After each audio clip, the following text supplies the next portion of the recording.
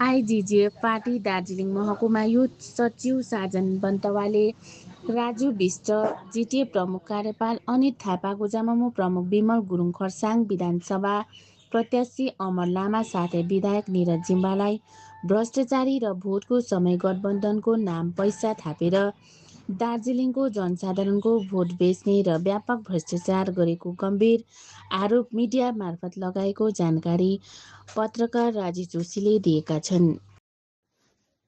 नमस्कार, जय गोर्खा। म दार्जिलिङ महकुमा आइजिजिएफको युथ सेक्रेटरी साजन बन्तवा र यो भिडियोको मार्फत म तपाईलाई के जनाउन चाहन्छु भन्दाखेरि है, र यो सामाजिक सञ्जालमा किन आउनु पर्यो भन्दाखेरि है, अब कुरा आयो भोटको। इलेक्सन त आउँदैछ है, नजिकै आइसक्यो। अब लगभग एक महिनाहरू छ, 1 मन्थ है। तर है, भोट भन्ने कुरो आफ्नो अधिकार हो है। तर भोट कसलाई हाल्ने, कस्तो व्यक्तिलाई हाल्ने, कसले त हामीलाई उन्मुक्ति दिलाउँछ है। र मैले राजनीतिक गरेको 2011 देखि, जब विमल गुरुङको चकचकी है थियो, त्यति बेला उसले जिटिए थापेको थियो है। त्यहाँदेखि नै म एउटा विपक्षी भएर बसेको। 2017 सम्म मैले टिएमसी पार्टी गरेको, हिल टिएमसी। तर हामी हिल्सबाट विपक्षी भयो नि त। त्यति बेला कुनै विपक्षी थिएन, इभन जेएनएलएफ पनि थिएन। अन्त त्यस बेला है कुरा आउँछ है, त्यहाँबाट उपरान्त म न्युट्रल बसेको। त्यहाँदेखि हिजोअस्ति मात्रै मैले झन्डा थापेर है म श्रीमान अजय एडवर्डको पार्टीमा जोइन भएको। अन्त मेरो यो भिडियोको मार्फत चाहिँ के छ भन्दा चाहिँ है, अब सुन्नुमा आउँदैछ है क्यान्डिडेटहरूको नामहरू है। अब एउटा क्यान्डिडेट छ तान्त्रिकको, अमर लामा सर है। उहाँले भन्नु हुँदैछ कमान जिटिएमा पर्दैन भनेर। अब के हामी कमानवासीले उहाँलाई दिने त भोट? अब सहर बजार हेऱ्यो भने त्यति चान्सेस छैन जित्ने। अब जित्नु त कमानैबाट हो। र अर्को कुरो, उनीहरूले कन्फर्म हामी जित्छौँ भन्छ होला पनि सायद। उनीहरूकोमा भ्रष्टाचार गरेको पैसा दुनियाँभरको छ। रोडबाट पनि कमिसन, एनएचपिसीबाट पनि कमिसन, रेलवेबाट पनि कमिसन, कम्युनिटी हलबाट पनि कमिसन, हर्गल जलबाट पनि कमिसन, एजुकेसनबाट पनि कमिसन, मिड डे मिलबाट पनि कमिसन। अब हालेको कुरा तल टिस्टा पीडित है, जहाँ त्यति बेला एउटा फ्लड आएर है त्यहाँ त्राही भएको थियो। त्यति बेला श्रीमान अनित थापाले पनि भन्नुभएको थियो, यदि टिस्टालाई मैले उन्मुक्ति दिलाउन सकिनँ भने म यही टिस्टा खोलामा हाम फालेर मर्छु भनेको थियो। खै त त्यो बाछाहरू 25 करोड दिएकै हो राज्य सरकारले। त्यो 25 करोडको त्यहाँ के गर्यो? हामीलाई हिसाब किताब देखाउनुहोस्, भन्नुहोस्। उनीहरूले धारसँगले भन्छ हामी जित्छौँ। 90% पञ्चायत मेम्बर समिति हामीसँग छ, 33 जना जिटिएको सभासद हामीसँग छ, 3टा म्युनिसिपालिटी हामीसँग छ भन्छ। तर म प्रश्न भन्छु, यत्रो जनताले तपाईँहरूलाई बनायो है, तर जनताले पनि तपाईँहरूको कर्तव्य देखिसक्यो। तर त्यो बनाउने जनता चाहिँ कहाँ छ भनेको नि तपाईँसँग छ होला? मैले देख्छु त तपाईँहरूको पछि त झोले झ्याम्टे मात्रै, झोले झ्याम्टेहरू मात्रै हुन्छ। हरेक मिटिङमा जान्छु, घरि आशा कोलाम बोलाइरहेको हुन्छ, एसएचजीलाई बोलाएर त्यसरी गर्नुहुन्छ तपाईँहरू मिटिङ। हामी यसो कट्टरपन्थी, हामी जस्तै कट्टरपन्थी एउटा हो, छातीमा एउटा पार्टीको माया राखेर गर्ने व्यक्तिहरू छैन तपाईँहरूसँग। सत्ताको लालच हुन मलाई पनि विगत दिनमा विमल गुरुङले बोलाएकै हो, पैसाको लालच दिएकै हो, म गइनँ। मलाई पनि अनित थापा स्वयं लालकोठीमा त्यति बेला विनय तामाङ चेयरम्यान थियो, ऊ साइड भाइस चेयरम्यान थियो होला, सेन्ट्रल कमिटीमा बस भनेकै हो। ढाँटेको हो भने हाम्रो टिटिएस अहिले वर्तमान सभासद झन्डु पाखरीलाई पनि सोद्धा हुन्छ, तर मैले त्यसमा पनि राल्छु होइन, किनभने मैले उनीहरूको भिजन बुझेको नि त, हुँदैन यस्तो पार्टीमा बसेर भनेर। र म आज 16 साल भयो विपक्षी बसेको, र म अहिलेको सत्तादल पार्टीहरूलाई भन्छु, लु त 16 साल तपाईँहरू पनि एउटा विपक्षी बसेर देखाउनुहोस् त, सक्छ सक्दैन? किनभने उनीहरूलाई आदत भएको छ यताबाट लिएर घर चलाउने, उताबाट लिएर घर चलाउने। मैले त 16 साल नि फलामको चिउरा चपाएर त पार्टी गरेको, कलको पानी खाएर पार्टी गरेको, गोजीको पैसा लाएर पार्टी गरेको। र अहिले पनि म विपक्षीमै छु, श्रीमान अजय एडवर्डको पार्टीमा। अब अजय एडवर्ड को भन्छ? अजय एडवर्ड गरिबको मसिया हो, मसिया हो। उसले हाम्रो क्षेत्रलाई चिनेको पनि थिएन, जानेको पनि थिएन, उसले भोट पनि पाएको छैन, तरै पनि हेर त। अब अनित थापामा गयो भने दुनियाँभरको मेमोरेन्डम लगेर जानुपर्छ, काम केही पनि हुँदैन। तर उसकोमा मेमोरेन्डम नलगी मुखले मात्रै भनेको थियो, 300-400 ब्याग सिमेन्ट, 4 गुटल रड, 6 टिपर, मिसली, ट्याङ्की, सबै कुरो दिइरहेछ त। मुखले मात्रै भने बिमारीहरूलाई हस्पिटल, चस्मा बनाइदिएर आँखाको, यो हो नि त एउटा नेताको भिजन। हाम्रो स्लोगन ठिकै छ, हामी बाटो पनि छोडेनौँ, माटो पनि छोडेनौँ, विकास पनि गर्छौँ, माटोको लागि पनि लड्छौँ नि। अन्त त्यस्ता व्यक्तिलाई हामीले सोच्नुपर्छ। हाम्रो पनि क्यान्डिडेट आउँदैछ, अब हालै नै अब 1-2 हप्तामा, 1 हप्ता पछि सायद हाम्रो पनि क्यान्डिडेटको उयो प्रचार हुन्छ। र अर्को क्यान्डिडेट सुन्दैछु, निरज सिम्बा। त्यो के हो, जोकर जस्तै बोलिबस्छ, मौरी खाएको जाउँछ, घरि डल्ले खोर्सानी खाएको जाउँछ, घरि भालेको टाउको टोक्दै गरेको देख्छु, घरि मोमो खाँदै गरेको देख्छु, घरि अर्काले काटेको घाँसको भारी बोकेर हिँड्दै गरेको छु, घर राजु बिस्तालाई बोकेर हिँड्दै गरेको देख्छु। तर काम भन्ने 1 रुपियाँको गरेको छैन, जनताको लागि 1 रुपियाँको लागि गरेको छैन। जेनीले त्यही हो, जब जनतालाई त्राही त्राही हुन्छ यो शब्द पनि बोल्दैन, जब भोट आउँछ एयरलाइन्समा आउँछ, पैसा खान्छ, फेरि 5 वर्षको लागि छ्याप्पै लुक्छ। जब भोट आउँछ एयरलाइन्स हुन्छ, जेनरल फेरि पैसा थाप्छ, फेरि छ्याप्पै हुन्छ, पढ्दाखेरि एउटा पनि बोल्दैन। र बिजेपीको कुरा, 20 वर्ष दिएको भोट हामी यहाँ पहाडको जनताले, 20 वर्ष, 1 वर्ष पुग्ने नानी नि अहिले 20 वर्ष पुग्यो, 20 वर्ष पुग्ने मान्छे अहिले 40 वर्ष पुग्यो। खोइ त एमपी फन्ड भन्ने कुरा याद गर्नुभएको छ तपाईँ साथीभाइहरू? 1 वर्षमा 5 करोड आउँछ, 5 वर्षमा 25, 20 वर्षमा कति भयो? 100 करोड। 100 करोडमा तपाईँले 1 खिली पानी पनि पाउनु भएको छ यहाँको जनताले? राजु विष्टज्यू तपाईँले भन्नुहुन्छ नि, आउँदै पछि ढाँट्नुहुन्छ, घरि पिपिएस, घरि 11 गोष्ठी जनजाति, घरि इन्टरलोकेटर, कति पनि ढाँट्नुहुन्छ। ढुङ्गालाई पनि ढुङ्गो भन्ने मान्छे, पैसालाई पैसो भन्ने मान्छे, अब त्यस्तोको पछि लाग्नु त अब सोच्ने कुरा हो। हामी म गर्छु भनेर महाकाल बाबाको कसम खान्छ, तर गोजी भरेको यस्तो व्यक्तिहरू छ। अन्त अहिले हेर्नुहोस् एसआईआरले कति हामीलाई दुःख दिइरहेछ।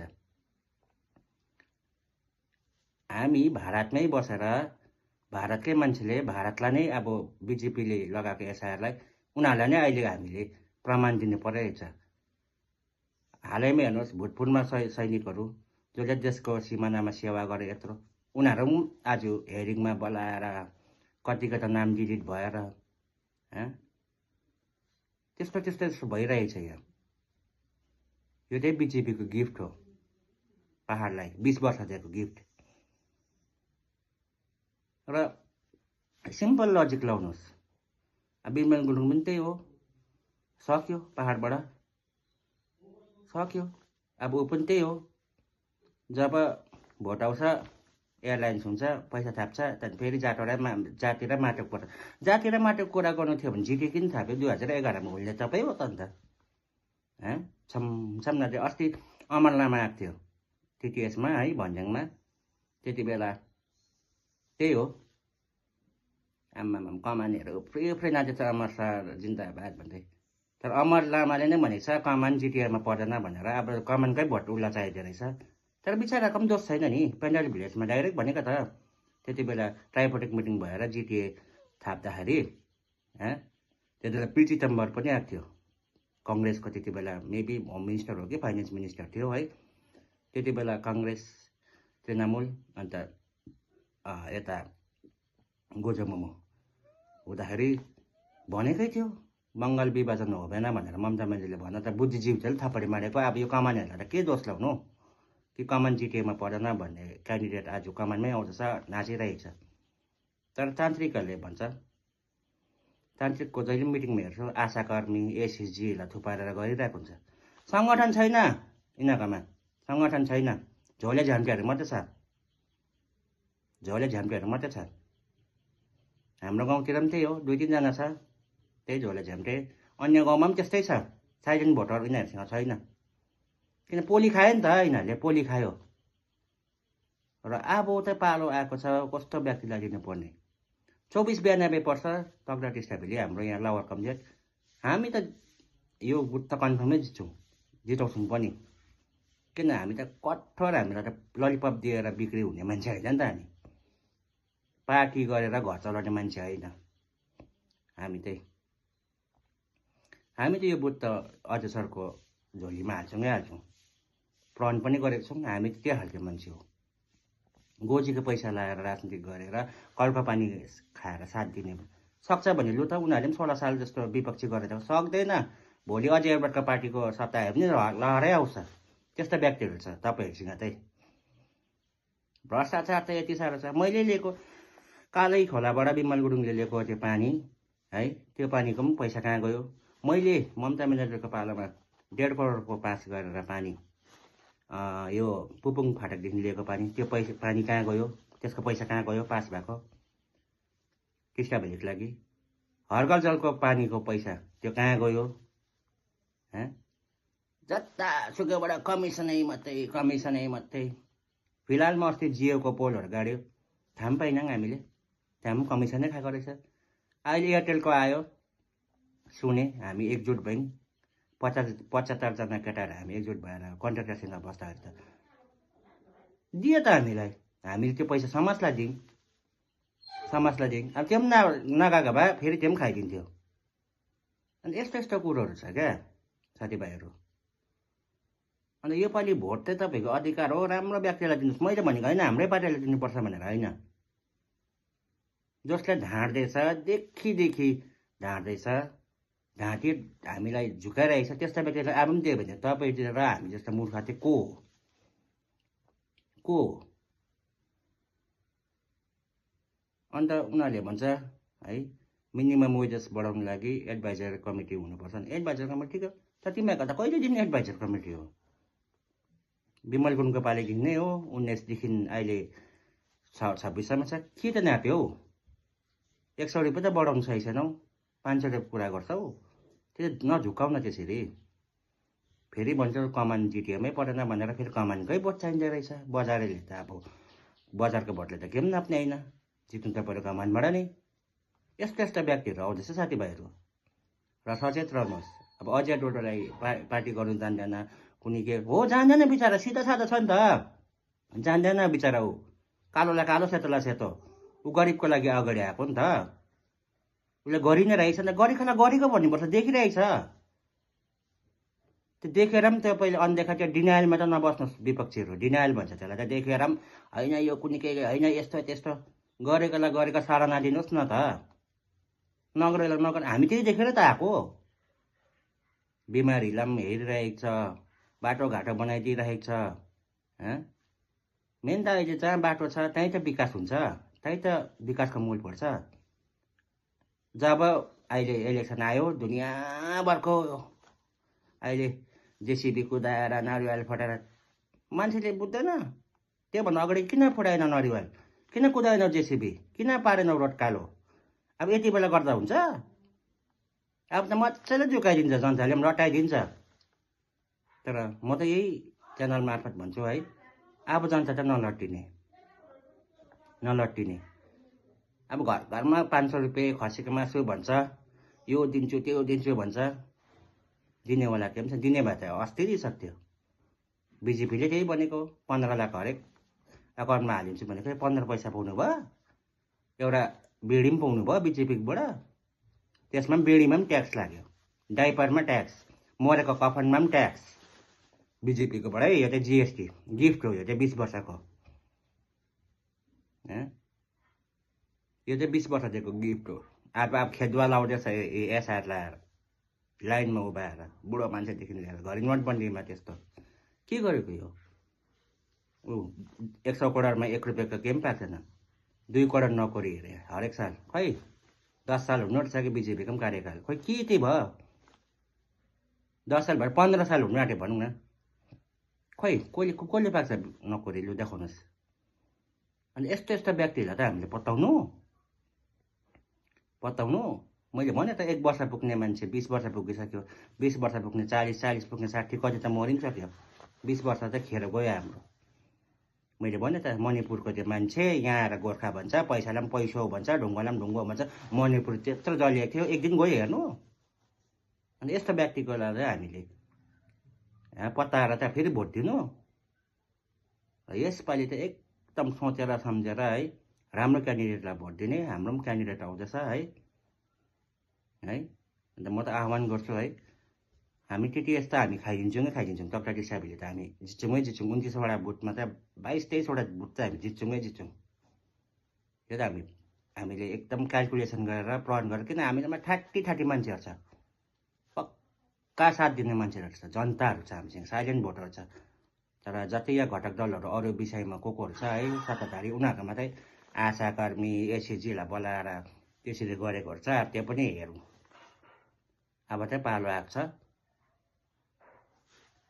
बटम दबाउने। बटम यस्तो ठाउँमा दबाउनुहोस्, त्यो बटम दबाउँदा चाहिँ नेताको यहाँ लाग्छ। अब त्यो कत्रो भुँडी पार्ने नेताहरू है तपाईँहरूलाई दाजु भन्ने बोलाउँदा मुख यस्तो पार्नेहरू चाहिँ अब जवाब दिने पाला आएको छ है। र यति भन्दै मेरो यो सानो भिडियोलाई म यही अन्त गर्छु। जय गोर्खा, जय गोर्खाल्यान्ड। र हामी बाटो पनि छोडेनौँ, माटो पनि छोडेनौँ। थ्याङ्क यू, धन्यवाद।